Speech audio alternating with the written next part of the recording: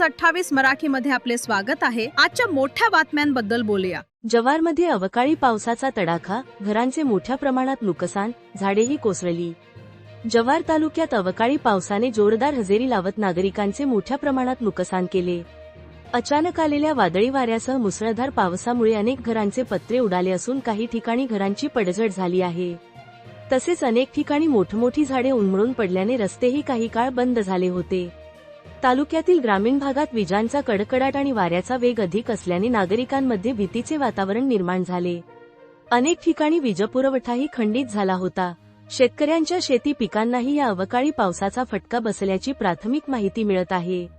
स्थानिक प्रशासनाकडून नुकसानग्रस्त भागांची पाहणी सुरू असून नागरिकांनी सतर्क राहण्याचे आवाहन करण्यात आले आहे। आपत्कालीन परिस्थितीत सुरक्षित ठिकाणी राहावे तसेच अनावश्यक बाहेर पडू नये असेही प्रशासनाने सांगितले। जिल्हा क्राईम रिपोर्टर ईश्वर मुकणेची रिपोर्ट।